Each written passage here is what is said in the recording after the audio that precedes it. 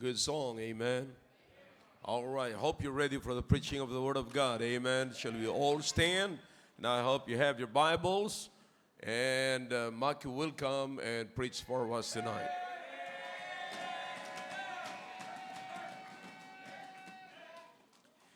Amen. Happy New Year po ulit sa inyo lahat. Amen.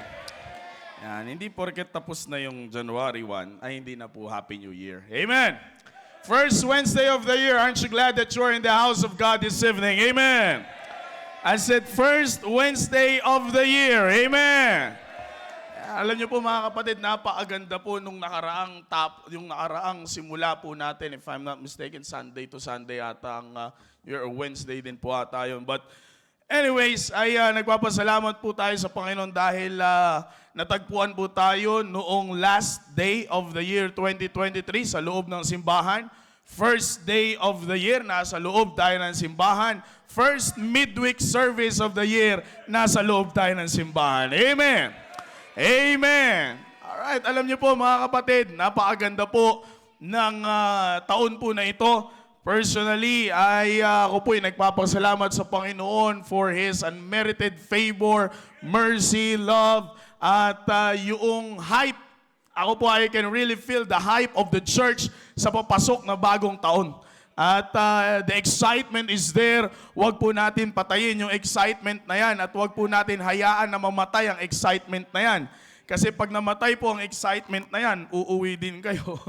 Kasi may nakilala akong uuwi dahil namatay daw ang excitement na eh. But anyways, mga kapatid, the devil is always there trying to put away that excitement, pero bilang isang anak ng Diyos, huwag po tayong papayag. Amen. Discouragement is in any form. Maaring yan ay nakabihis din, kagaya po natin. Maaring yan ay sumasabay po sa pagpunta natin sa church. Maaring kung hindi siya makakasabay sa pagpunta sa church, aabangan kanya pa uwi. Discouragement is everywhere. Discouragement is sa loob ng isang taon ay hindi yan titigil sapagkat yan ang pinakasandata ng dyablo para ang isang Kristiyano ay mamatay. Pero mga kapatid, napakaganda po na sa pasimula ng taon, kung sinimulan natin ang taon na ito ng maayos, tapusin po natin ito ng maganda. Amen. Alright, so this evening mga kapatid, ay meron po tayong pag-uusapan.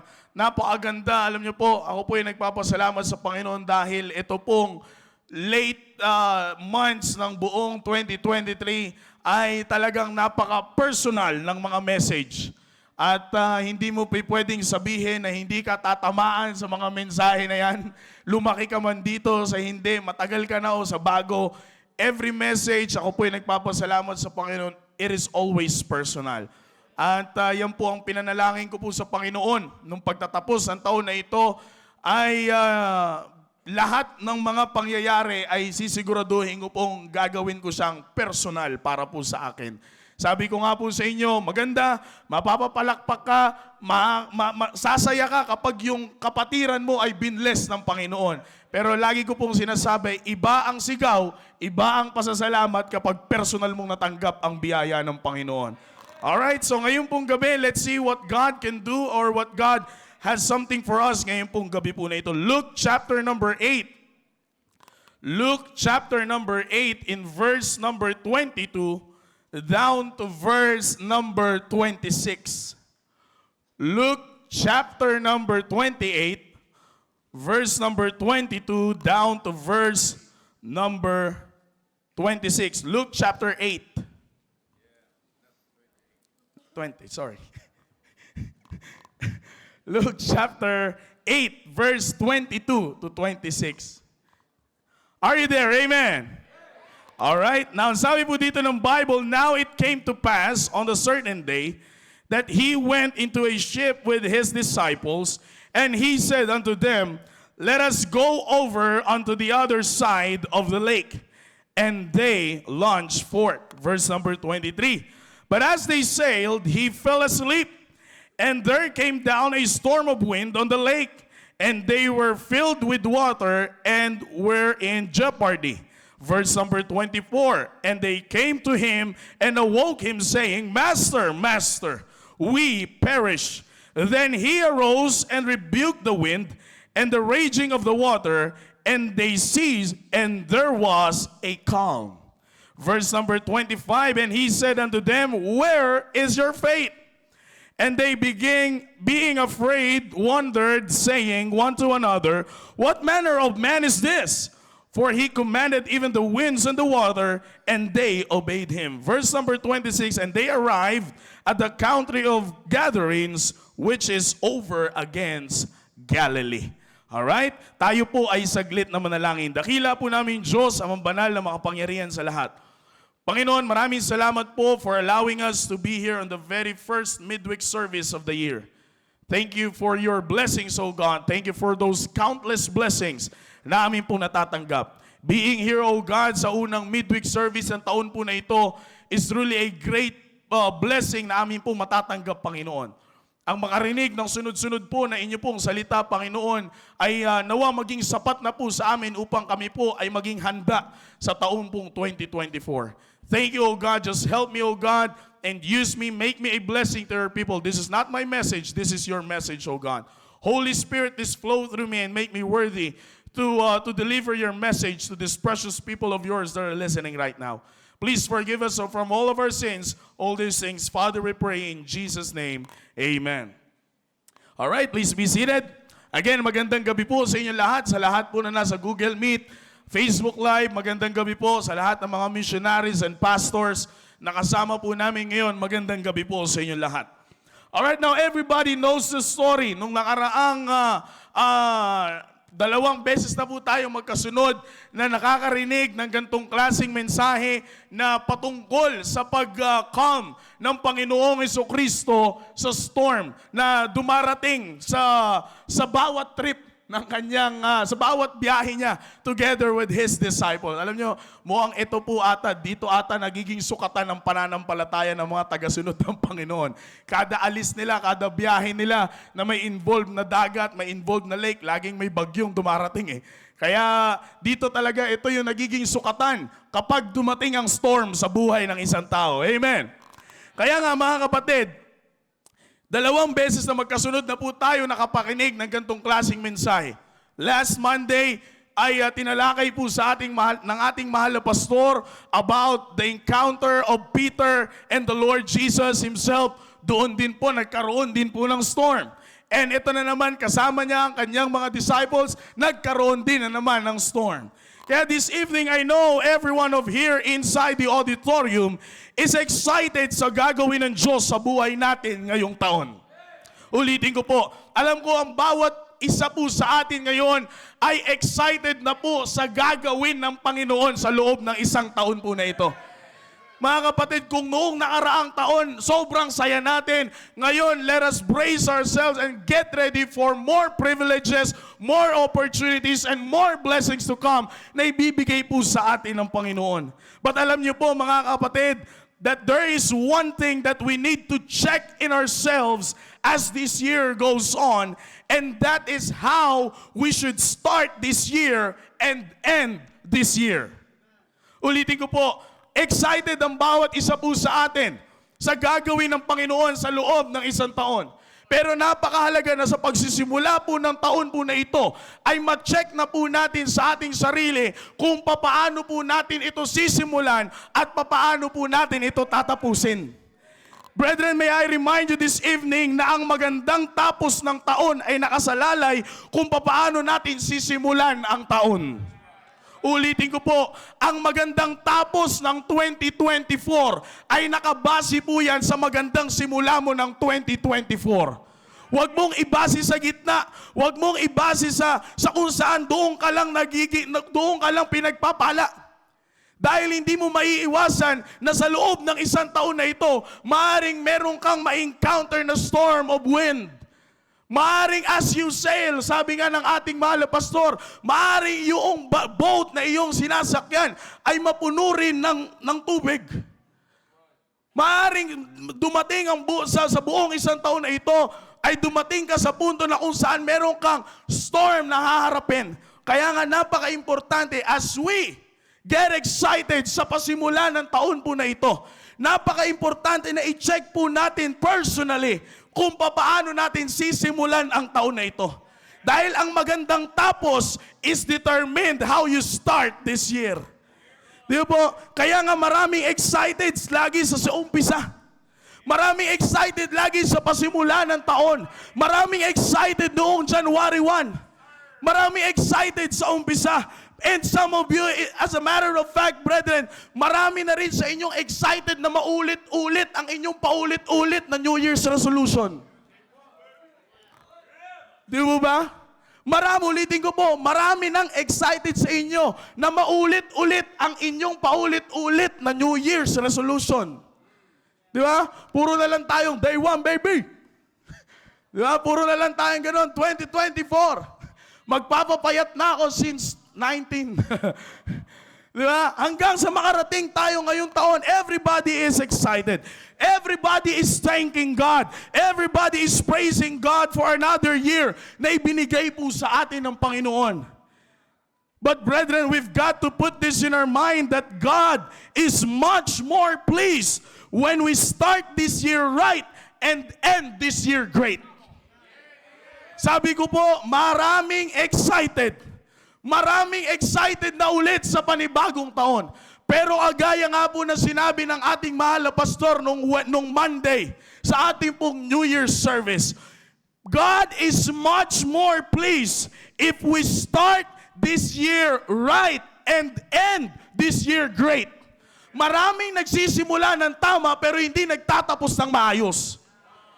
Di ba? Kaya nga makakapakinig, nakakalungkot man pong isipin na pasimula ng taon ang ganda ng testimony, sa kalagitnaan hindi mo na makikita hanggang sa end of the year, hindi na maganda ang kinatapusan ng taon nila. Kaya nga sabi ko nga po sa inyo, God is walang masama maging excited. Sa tuwing may bago, normal na maging excited ka.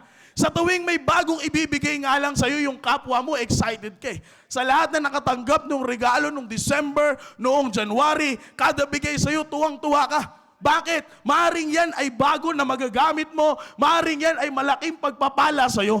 Pero nais ko pong sabihin sa inyo mga kapatid, God is much more pleased when we start this year right and end this year great. Yes, kapatid, maaring ang katanungan mo ngayon kung paano mangyayari na matatapos mo itong taon na ito na maayos. Bakit po? Sa loob ng 365 days, maaring may makasalubong kang problema. Pangilang araw na po ngayon, maaring doon sa note mo, susubukan mong bilangin yan. 1, 2, 3, hanggang sa makaabot ka. Pero sa loob ng 365 days, maaring meron kang mababangga na storm of winds. Maaring yung sinasakyan mong boat ay mapuno rin ng tubig at malagay ka din in the worst situation na gaya na nangyari po sa mga disciples. That is why this evening, it is very important to once again be reminded as we start this year, we should be steady in the storm. Be steady in the storm. That is the title of the message this evening. Be steady in the storm. The word is steady. It means unchanging. The word is steady, it means unchanging. At kung pag-aaralan po natin yung salitang unchanging, it means to remain constant by any means. Ulitin ko po, the word is steady, it means unchanging. Hindi nagbabago. At pag sinabi po natin hindi nagbabago, to remain constant by any means. Dito po sa ating pong talata pong binasa. Here we can see the steadiness of the Lord even when storm comes. Wala na pong the best example ng pagiging steady sa lahat ng pagkakataon na dumating sa buhay natin, kundi ang Panginoong Jesucristo. Wala nang the best na example of being steady when it comes to the storms of life. Brethren, it is very important to take note that as a Christian, that there is nothing to be afraid of kung tayo po ay naglilingkod sa isang Diyos na walang makakatalo. Sabi ko nga po sa inyo, sino pa ang titingnan nating the best example ng pagiging steady pag dumating ang unos? Sino pa ang the best example? ipinagkaluluka ng sarili mong disciple? Di ba? Iniwan mo ang ganda ng langit. Hindi mo inaasahan, ikaw ay magbabayad ng kasalanan ng sangkatauhan. The Lord Jesus Christ did not deserve kung ano man po yung naranasan niya sa ibabaw ng lupa na ito. Kung yun lamang ang pag-uusapan, grabe ang pinagdaanan ng Panginoong Jesucristo sa kanyang buhay nung siya'y nagkatawang tao. Ilang bagyo, kasabi ko nga po sa inyo, kada trip nila, basta involve ang disciple, lagi may bagyong dumarating. Pero nakita po natin yung steadiness ng Panginoong Jesucristo when it comes to the storms na dumarating po sa Kanya. Kaya nga sabi ko nga po sa inyo, bilang isang Kristiyano, wala po tayong dapat katakutan. Sa pasimula pa lang ng taon na ito, huwag ka lang maging excited sa umpisa kasi sabi mo, siguro yung problema naman darating pa yan sa mga susunod na araw. Kung excited ka ng January 1, ituloy mo yan hanggang taon na ito. Bakit po? Kasi tayo ang dapat po nating ma-realize is that we are serving a God na walang makakatalo. Kaya nga po mga kapatid, sabi ko nga po sa inyo, all we have to do is just to take His Word and believe on it. Diyan po minsan nagkukulang tayo bilang isang Kristiyano. Madali lang natin basahin ang salita ng Diyos, pero iilan po sa atin ang kinukuha ang salita ng Diyos at binapaniwalaan po natin ang salita ng Diyos. Just like what our pastor told us last Monday, napakahalaga na makinig at maniwala sa sinasabi ng ating Panginoon. When God said, let us go over on the other side, believe it and it will happen. Yan ang hindi nakita po mga kapatid ng mga disciple. Noong sinabi ng Panginoon, let us go over on the other side, dapat po natin paniwalaan na yan ay mangyayari. Di po ba? Ilan sa atin ang nagsabing, hanggang ganito na lang tayo ng buwan ng 2023. Pero nandito ka ngayon, January ng 2024. Kaya nga po mga kapatid, that is all we have to do. Take the Word of God and believe on the Word of God. Sa pasimula ng taon na ito, wala pong pinakamagandang mangyari dapat sa buhay natin kundi ang umasa sa sinasabi ng Panginoon sa atin. Ulitin ko po, nagsisimula pa lang tayo. Huwag po natin palampasin ang kagandahan ng pagsisimula ng taon po na ito. Sabi ko nga po sa inyo kanina, ang magandang tapos ng taong 2024 ay nakabase kung paano mo sisimulan. Kung mali na ang simula mo, huwag mo nang asahan maganda ang tapos mo. Dahil yan po ang magdidetermine ng lahat mga kapatid. How will you start this year? If you will start this year na merong ka pang reservation sa puso mo, asahan mo na pigil ang paglilingkod mo sa Panginoon. Kaya nga napakaganda yung natanggap po nating reminder. As we sail this 2024, masakit man emotionally, but let us live by the principle of the Word of God. Iwanan mo yung dapat iwanan ng 2023 and sail this 2024 right according to the Word of God. Because trusting God's Word will help us to be steady in the storm.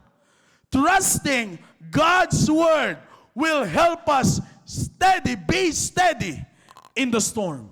In this trip of Jesus with His disciples, kapatid, meron po tayong makukuhang aral na dapat po natin bigyan pansin upang tayo ay maging steady kapag dumating ang storm sa buhay po natin. Sabi ko nga po sa inyo, alam niyo po, as you study the storm, isa sa mga nagpapalakas ng bagyo, hindi yung ulan. Isa sa nagpapalakas ng bagyo, ang lakas ng bagyo ay nakadepende po yan sa hangin. Kapag kahit sabihin mo umulan pa yan ng matagal, ang magdi-determine at magdi-declare ng low pressure area sa isang lugar is the wind. Di ba? Kaya nga kung talagang nakikinig po kayo ng balita, yan ang nagpapalakas sa bagyo, yung hangin. Kaya nga dito po, may makukuha po tayong lesson dito upang tayo po ay maging steady kapag dumating ang bagyo sa ating pong buhay. Anybody can be steady when there's no storm. Pag sinabi mong steady, unchanging. Fixed, you're fixed. Nandito ka lang. Anybody can do that kapag wala pang bagyo.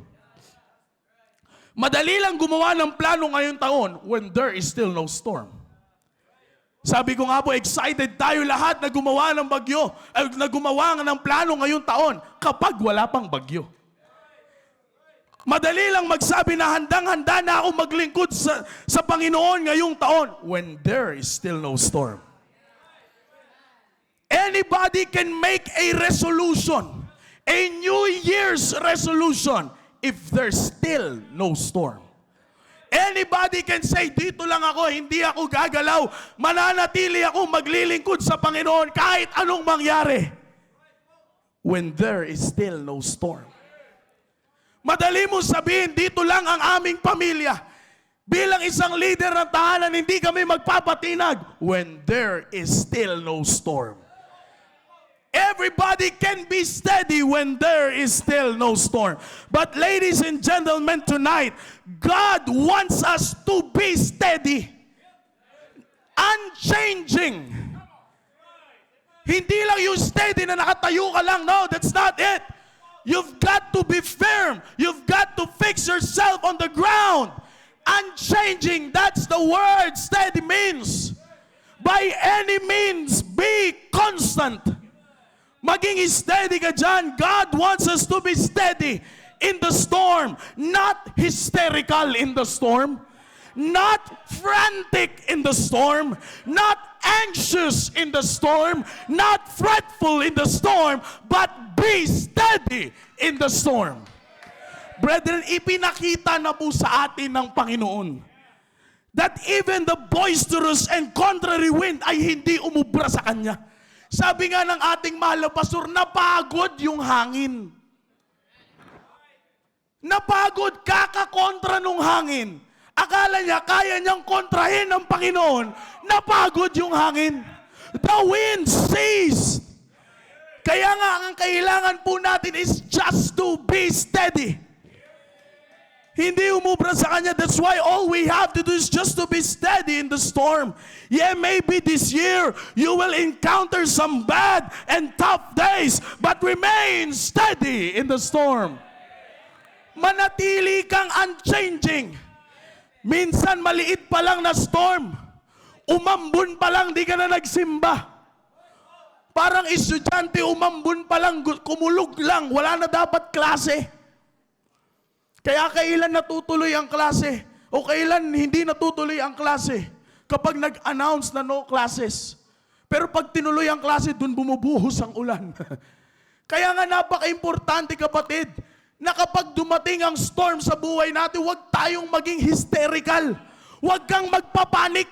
Huwag kang matatakot. Parang pag lumangoy ka, di ba? Kapag kung kailan ka nagpanik sa tubig, tsaka ka palubog. Ang mindset ng tao, dapat maging maligalig ka. Para ano? Para lumutang ka? No. Kapag hindi ka naging kalmado, palubog ka.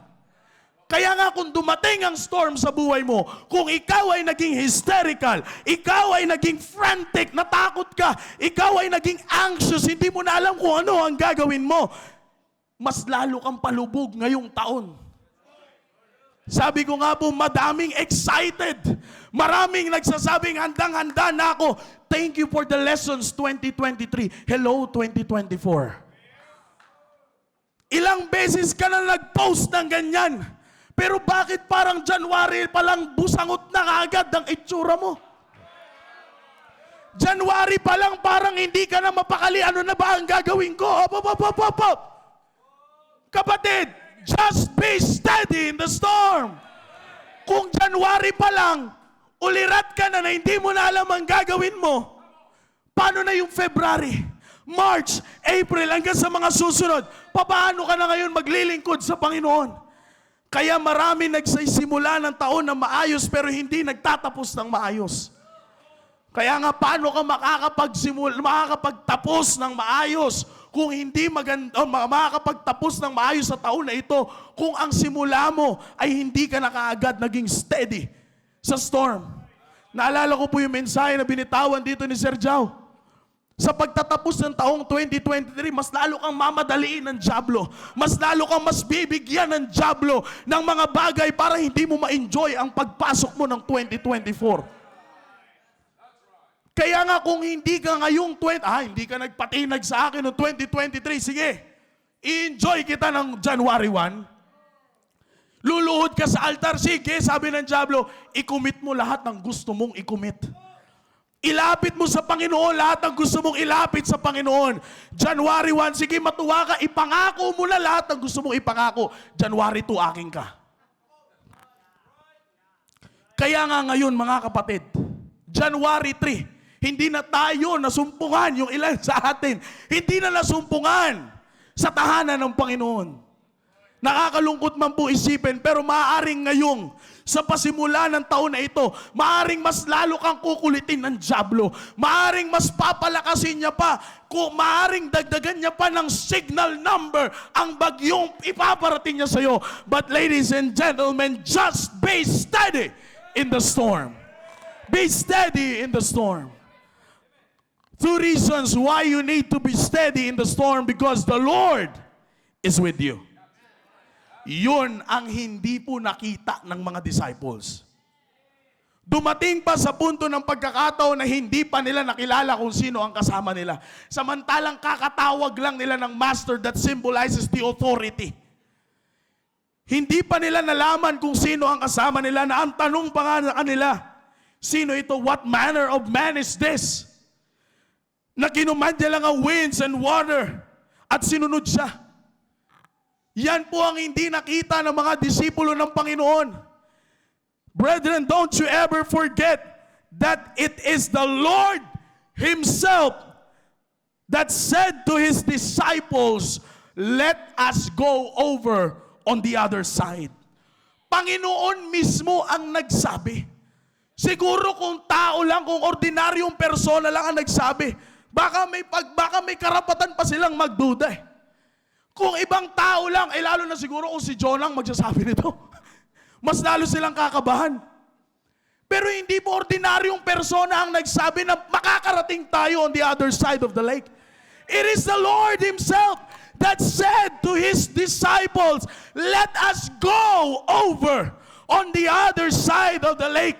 Mga kapatid, pag sinabi po nating over, kahit ano pa ang humarang dyan, mahahakbangan mo yan. Malalampasan mo yan. Bakit? You are passing over. Hindi mo siya babanggain eh. Lalampasan mo. That is the implication of the word over means. Ang mas pinaganda pa at ang mas nagpalakas pa sa implication ng salitang over ay Panginoong Jesucristo mismo ang nagsabi, let us go over on the other side of the lake.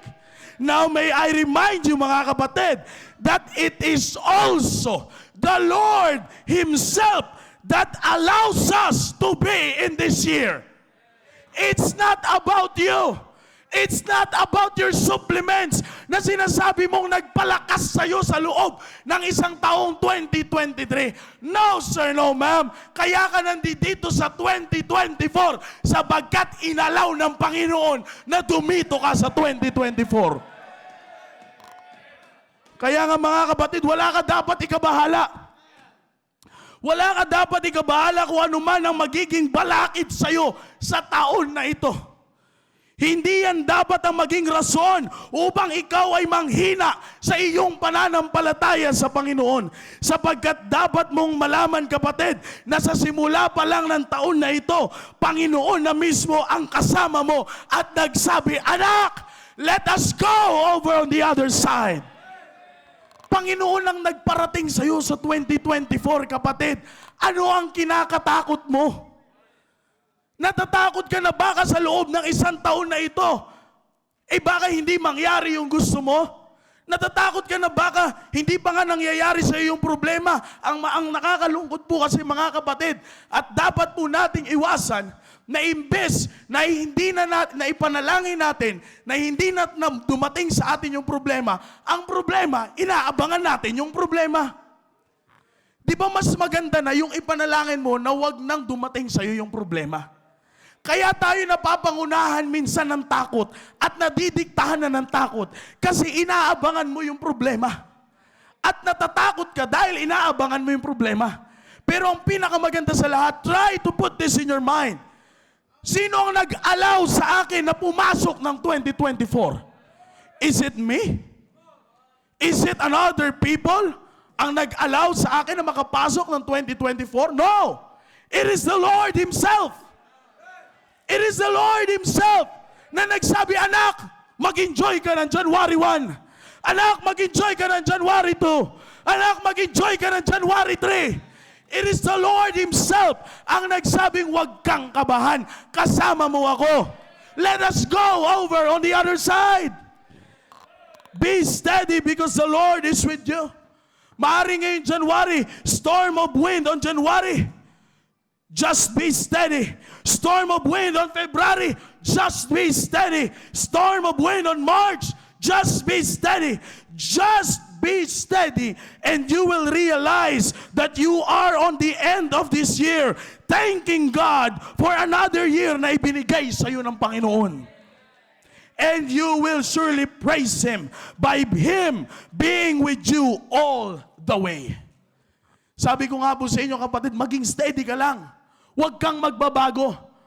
Alam ng mga disciples, ako po ay naniniwala, dito po sa ating talata pong binasa, alam ng mga disciples kung sino ang kasama nila eh.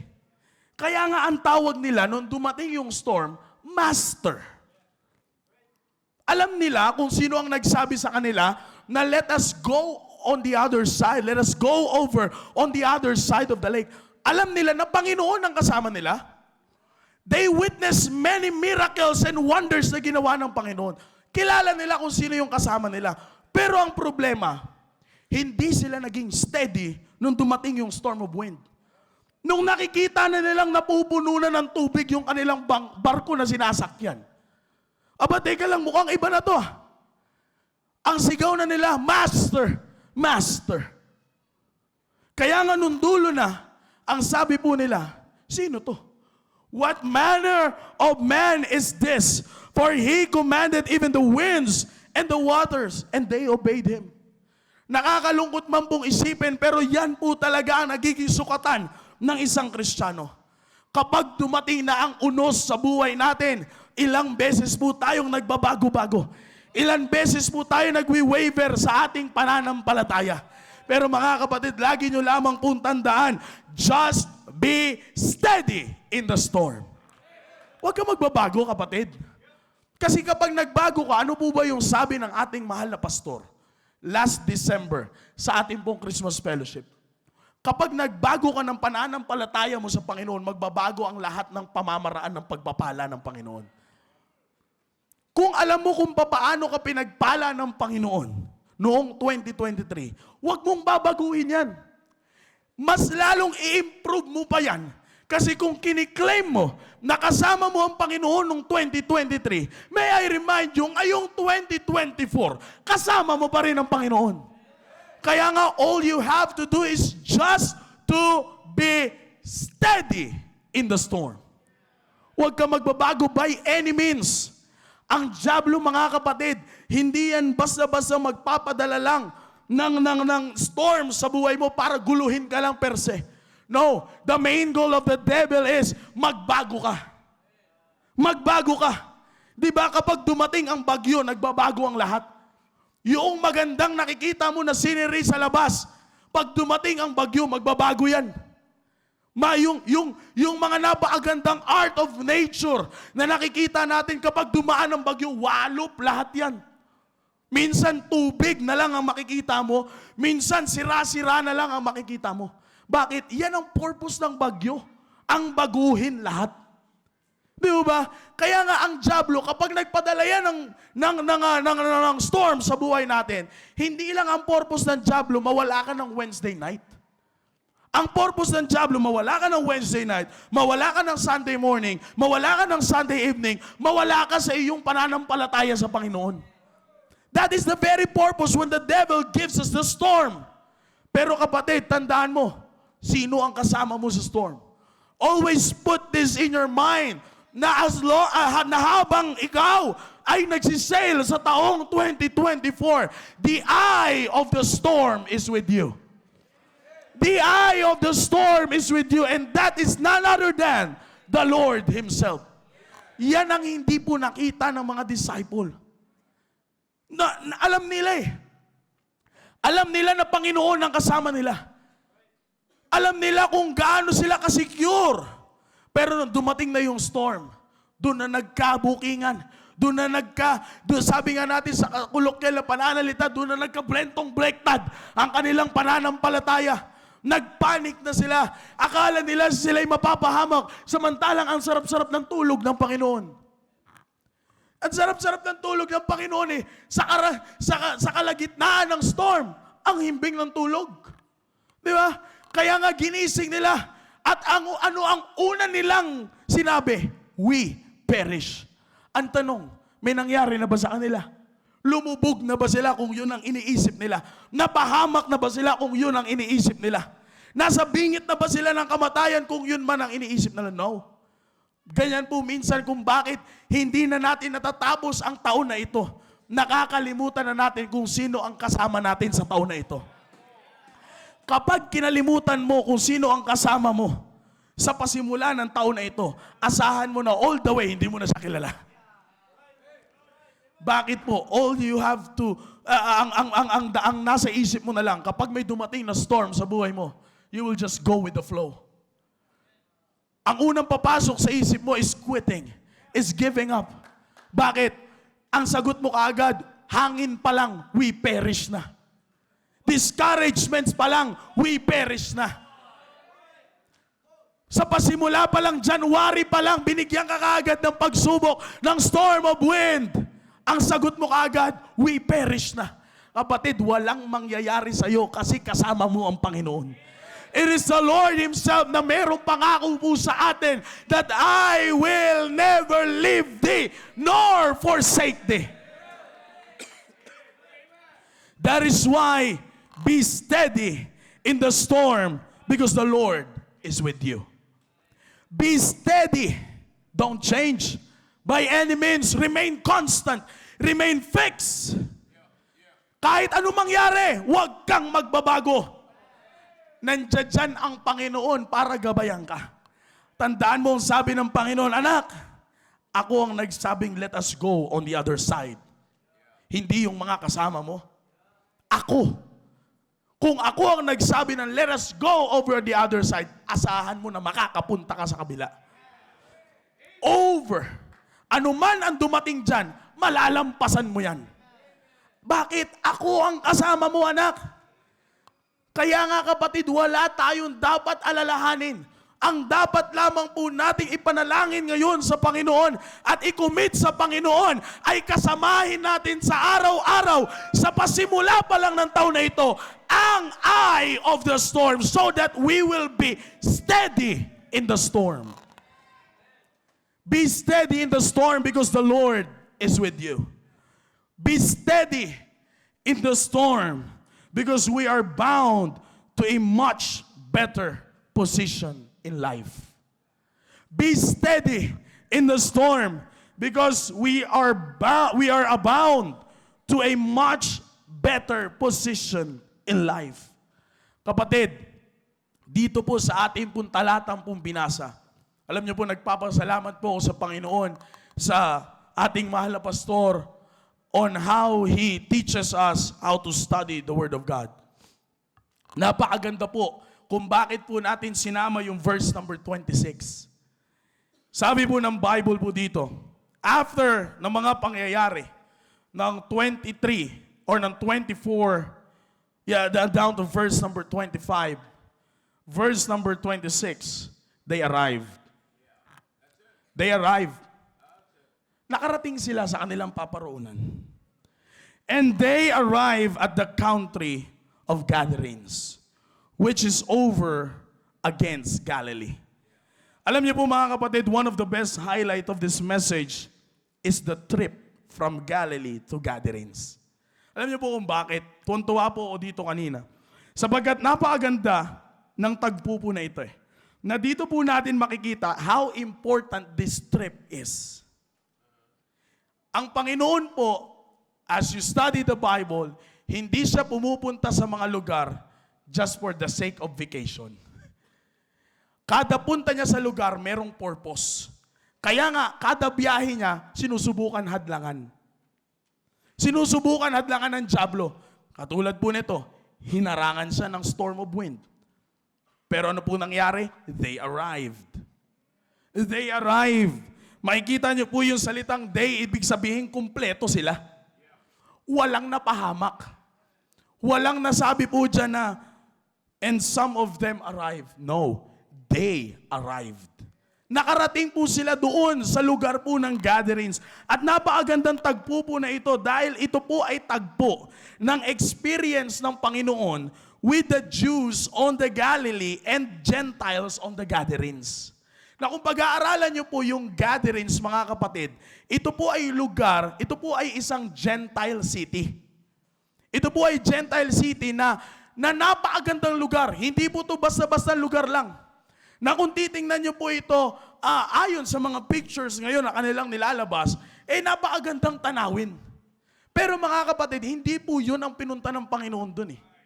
Kaya po sinikap at pinahintulutan ng Panginoon na makarating sila doon kasi merong purpose at merong gagawin ang Panginoon doon sa lugar na yun. Kaya nga sabi ko nga po sa inyo, ito po yung tagpo, napakaganda po nito eh. Ito po yung tagpo na kung saan pinakita po niya sa sa kanyang mga disciples, na kada lugar na pupuntahan natin, meron akong gagawin. Kaya nga pinahintulutan ko kayo na makasama ko on this other side for you to witness na yung ginagawa ko sa mga Hudyo ay kaya ko rin gawin sa mga Gentiles. Kaya nga po dito na which is kung titingnan po natin ang mensahe, kung ang Panginoon po ay hindi naging steady noong dumating ang unos habang sila ay nagbabiyahe, baka hindi po natanggap ng possessed man ang freedom mula sa Panginoon. Kung ang Panginoon mismo ay nagpanik, noong sinabi, Master, Master, we perish. At pagtingin ng Panginoon, abay malakas ang hangin, napupuno na ang barko. Kung siya ay nagpanik din at naging hysterical, maaaring hindi na-accomplish at hindi na naman nakakita ang mga disciples ng wonders na kayang gawin ng Panginoon. Mga kapatid, ngayon po sana maintindihan po natin yung posisyon ng mga disciples na dapat po nating ma-realize na kapag sinama tayo ng Panginoon, lagi po tayong dadalhin ng Panginoon into a much better position. Kung dinala at pinakita na sa iyo ng Panginoon, ito ang ganda ng buhay mo ngayong 2023. Anak, sama ka lang sa akin ngayong 2024. Akong bahala sa iyo. Let us go over on the other side. Kung nag-i-enjoy ka sa posisyon mo noong 2023, believe me, mas mag-i-enjoy ka sa pagdadalhan ko sa iyo ngayong 2024. Kaya nga kung hindi po tayo magiging steady, baka ma-miss natin yung opportunity ng ganda ng posisyon ng buhay po natin ngayong 2024. Yung natanggap mo at kinatuwa mong blessing ngayong pasimula ng taon na ito, wait, there's more. There's more. Just be steady. We are bound to a much better position. Kung pinagpala ka noong 2023, sabi ng Panginoon, anak, kapit ka lang. Hahangin ng malakas. Tandaan mo lang, ako ang kasama mo. Dadalhin kita sa isang posisyon sa buhay mo na mas lalo mo pa akong papasalamatan. Dadalhin kita sa isang posisyon ng buhay mo na mas lalo mo pa akong paglilingkuran. Ang kailangan mo lang gawin, anak, just be steady. Just be steady. Kaya nga mga kapatid, kahit anumang problema ang dumating na ibibigay sa iyo ng mundong ito, always put this in your mind that you need to be steady. Huwag kang maging anxious, huwag kang magsasabi na ano na kaya ang gagawin ko. Ano na kaya ang dapat kong gawin? Kasi mula pa lang ang taon, ito na yung nangyayari sa akin. Hop! Tandaan mo ano man ang pangyayari sa iyo, in all thy ways, acknowledge Him. Ano po ang mangyayari if we acknowledge the Lord? He will bring it to pass. Trust in the Lord with all thine heart. Lean not unto your own understanding. Huwag kang magbabase sa kaya mong gawin ngayong taon. Bakit? Yung kaya mo lang gawin, limitado yun. Limitado yun. Kung yung iniisip mo na kaya mong gawin ay kaya kang dalhin sa isang posisyon na para sa paningin mo ay maganda, kung magtitiwala ka sa Panginoon at magiging steady ka lang kapag dumating ang bagyo sa buhay mo, mas maganda pa ang pagdadalhan sa iyo ng Panginoon. Bilang isang anak ng Diyos, kapatid, tandaan mo, we are abound to a much better position in our life. Hindi hahayaan ng Panginoon na hanggang diyan ka lang sa 2024. Hindi hahayaan ng Panginoon na magsisimula ka ng talunan ngayong 2024. Hindi hahayaan ng Panginoon na yung unang bugso ng hangin ay matatangay ka na kaagad paalis sa Kanya. Hindi. Dadalhin ka ng Panginoon into a much better position if you will just be steady when the storm comes. Huwag ka magpapanik, delikado. Yung una mong kinakapitan, yun na yung pinakamatibay dun eh. Sa sobrang panik mo, yung kinakapitan mo maliit lang, akala mo hindi ka kayang iligtas. Nakakita ka ngayon ng mas malaki, doon ka kumapit. Hindi mo alam, mababaw ang pundasyon nun. Kapatid, sabi ng Panginoon, let us go over on the other side. Yun ang mas pinakamalakas. Panginoon ang nagsabi. Sabi ko nga po sa inyo, kung iintindihin pa lamang po natin yung construction, yung salitang over pa lang eh. Magtitiwala ka na, how much more kung sa bibig pa mismo ng Panginoon ang galing yun. Just be steady. Mas maganda pa ang nakaabang sa iyo ngayong 2024. Huwag kang masatisfy, okay na ako dito, I will remain steady on my position kasi nakita ko na yung 20, sabi ko nga, madali lang yan, wala pang bagyo eh. Madali lang yan. Kasi ang nasa isip mo pa lang, yung regalo sa iyo nung January 1. Yung bonus na natanggap mo nung January 1. Yung mga regalo sa iyo, yun pa lang ang nasa isip mo eh. Lahat pa ng pumapasok ay pagpapala. Paano pag ang dumating na sa iyo ay bagyo? Will you remain steady? Hindi ka kaya magbabago? By any means, remain constant. Kita po natin sa lahat ng tagpo ng Panginoong Kristo, hindi nawala ang kanyang pagka-Diyos. Hindi, sabi nga po regarding sa pag-crucify sa kanya, He could have called 10,000 angels para lang hindi mangyari yon. Pero mga kapatid, hindi niya po hinayaan yun. He remained constant kung ano yung purpose ng pinunta niya dito sa lupa, ma-accomplish ang kanyang trabaho dito. Kaya nga kita niyo naman mga kapatid, kung saan tayo nadala ng pagiging steady ng Panginoon sa isang buhay na maayos. Kasi kung hindi naging steady ang Panginoon, Panginoon, sasabihin niya sa Diyos, Ama, kung ito lang naman ang mangyayari, babalik na lang ako ng langit. Duduraan lang pala ako dito eh. Papaluin lang pala ako dito sa likod. Kakawawain lang pala ako dito. Babastusin lang pala ako dito. Ang ganda-ganda ng kalagayan ko dyan. Pero dahil hindi po nagpadala ang Panginoon sa ganon, you and I are enjoying our Christian life right now. You and I are having that blessed hope that one day makakasama natin ang Panginoon na naging steady sa lahat ng bagyong dumating sa kanyang buhay. Kaya nga yun po ang klase ng persona na kasama po natin ngayong 2024. Kaya nga kung sa pasimula pa lang ng taon na ito, mas papangunahan ka na ng panic, mas papangunahan ka na ng takot, at hindi ka magiging steady, you will never enjoy this 2024. Kapatid, sabi ko nga po sa inyo, ang magandang tapos ng taon na ito ay nakasalalay sa magandang simula mo ngayong taon. Brethren, wala tayong dapat katakutan kapag dumating ang storm sa buhay po natin. Sabi ko nga po sa inyo kanina, kapag dumating ang storm, walop lahat.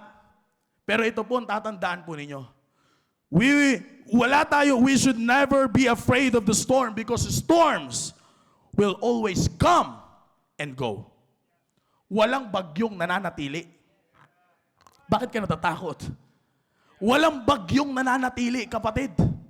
Kita niyo po yung sabi ng Bible, they arrive. Walang napahamak sa kanila. Bakit ka natatakot? And after the storm, better days are always there. Di po ba? Kapag ang bagyo ay dumating sa isang, sabihin nating municipality, sabihin nating may nasirang tulay. Di ba? Kapag dumating ang bagyo, nasira yung tulay. Pero ano pong gagawin pagkalipas ng bagyo? Papatibayin na. Improvement na ang susunod. Improvement na. Kaya nga sa susunod na bagyo, dahil yung tulay na yun ay nasira nung dumaan yung bagyo, inayos, inimprove. Kaya kahit ilang daan ng bagyo, makikita mo yung tulay, hindi nasira. Bakit? Mas pinagtibay eh. Di ba? Ganyan lamang po ang bagyo, kapatid. Hindi yan mananatili sa buhay mo. Kung yan lang ay dating at alis, ang Panginoon, hindi tayo inaalisan. So kaya wala po tayong dapat katakutan. But we need, brethren, to just be steady when the storm comes. Be steady. Huwag kang magbabago. But we need to see this also, mga kapatid, na minsan, kung bakit po tayo hindi nagiging steady when the storm comes, we are too passive na di na natin nare-realize na lahat pala ng meron tayo ngayon ay dahil lamang sa biyaya ng Panginoon. Kaya nga ang pinakamaganda, kapatid, since that our goal is to start this year right and end this year great, huwag po nating abusuhin ang mga binibigay po ng Panginoon po sa ating pagpapala. Maaaring may pinaparana sa iyo ang Panginoon na opportunity sa pasimula ng taon na ito. All you have to do is just to be thankful for it. Don't be passive about it. Don't abuse it upang di siya gamitin ng dyablo para mas lalo kang mawalan or manghina ng pananampalataya mo sa Panginoon. Brethren, we need to be careful kasi ganyan na nangyari sa mga disciples. Alam nila, nakasama nila ang Panginoon. But since that they are too passive, nakasama nila ang Panginoon, hindi na nila nakita na that is one of the best opportunity na pwedeng mangyari sa buhay nila. But they miss it. They miss it. Nakalimutan nila kung sino ang kasama nila. Kaya ano nangyari? Nagpanic sila. Kaya nga ngayon taon, sa pasimula ng taon na ito, maaring may pinaparanas na sa iyo ang Panginoon. Kapatid, huwag mong abusuhin. Bagkus ikaw ay magkaroon ng isang humble spirit na mapag-ingatan mo yan at pasalamatan mo lagi yan sa Panginoon so that for the whole year, blessings will be upon each and every one of us. Brethren, let us all start this year right and finish it great. Whatever happens, be steady in the storm. Tayo po lahat ay magsitayo. Dakilang Diyos, ang banal na makapangyarihan sa lahat. Maraming salamat po, Panginoon, sa oras po na ito na inyo po ipinagkaloob po sa amin. Thank you, O God, for allowing us to once again be reminded na sa pasimula po ng taon po na ito, maybe the devil will go after us. Agad-agaran, Panginoon. Kaya thank you, Panginoon, for giving us this message. No, muli po kami napaalalahanan that when the storm comes, all we need to do is just to be steady. Help us, O God, to not change. Help us, O God, to be constant by any means. So that makita po namin ang inyo pong gabay, ma-appreciate po namin ang lahat ng ginagawa nyo po, nagagawin nyo po sa amin sa buong taong 2024. Thank you, O God, for this message. Bless each people na lumalapit po sa inyo ngayon.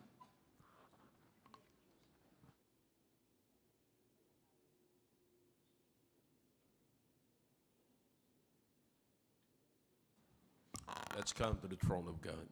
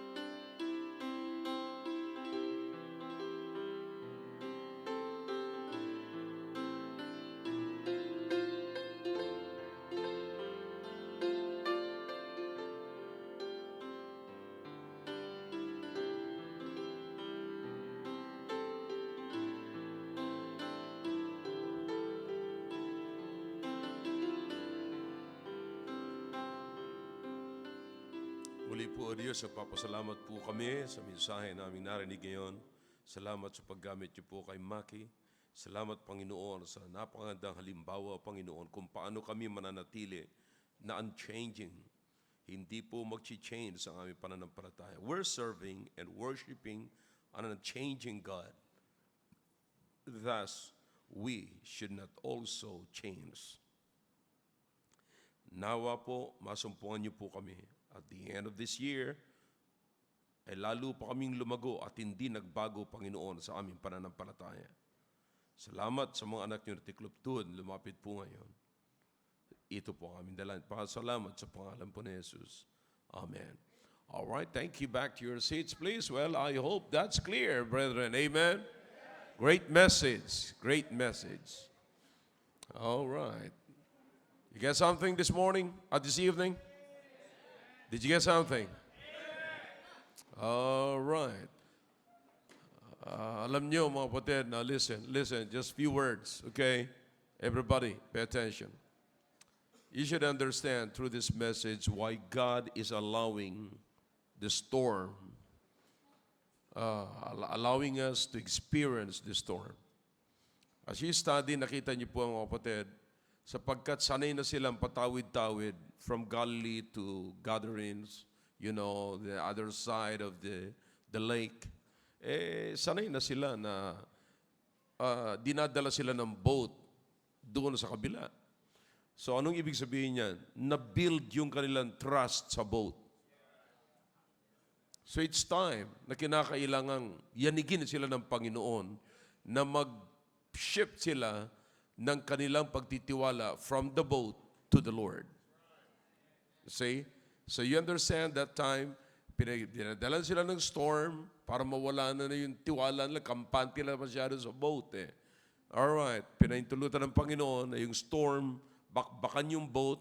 This time, they are shouting, Master, Master. Nalaman nila na ang master nila hindi pala yung boat. Ang master ay si Jesus. Ang kagandahan doon, mga kapatid, is nung dumating yung storm, yumakap sila hindi sa boat, kundi sa master. Did you get that? Great message. Amen? All right. Ushers, please come and we'll have our regular offering. And once again, I'd like to encourage you to give your tithes and offering and also your commitments. Let us always be a part of our ministry.